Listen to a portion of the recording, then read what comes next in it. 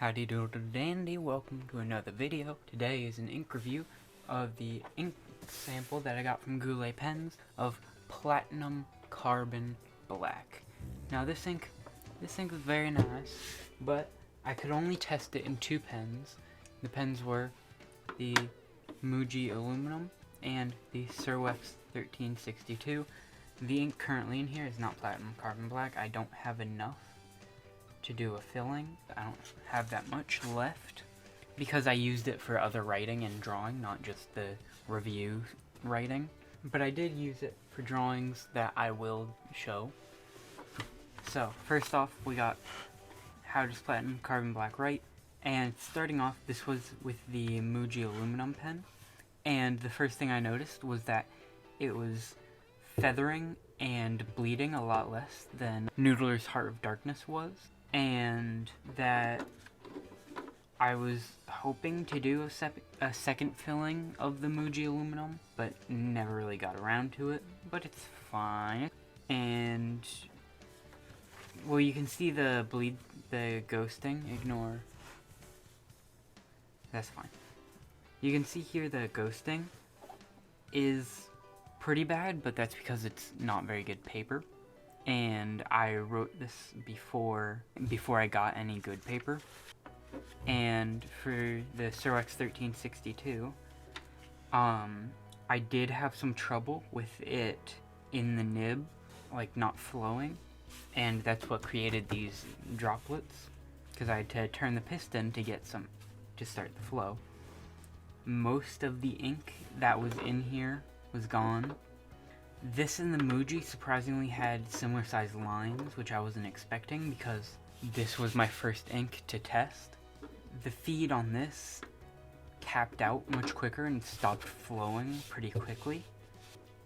I was hoping to fit it in the Guru if I only did maybe 2 drawings, but I ended up doing 2 drawings, but I didn't realize that with the other writing that it would actually not be enough to do a filling on the FPR Guru. The bleeding is pretty similar.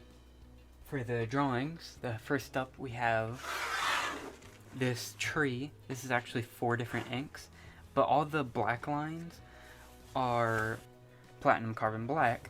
What's really good is it didn't bleed while I was scribbling up here with the Monteverde DC Super Show Teal 2019. And it didn't bleed anywhere.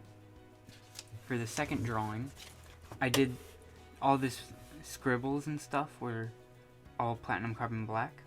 I noticed that for the line work that was done first, it didn't really bleed that badly compared to like manuscript ink, because manuscript ink was previously my only experience with like a black ink. For water resistance, you can tell that it's pretty good because I did one go over with a water brush pen up here and it picked up barely any, and then I did another go by down here and it didn't pick up any. That's the second best ink I have ever seen do that with a water brush pen, because it's not like a drip of water where it's not moving anything. It was a bit of moving around. So overall, it's very good, and compared to my baseline inks, the Noodler's Heart of Darkness and the Monteverde Caribbean Blue, I rate this 5.9. No. You know, no, I'm gonna jump all the way to 6. I'm gonna jump all the way to 6 because it flowed much better than the Noodler's Heart of Darkness.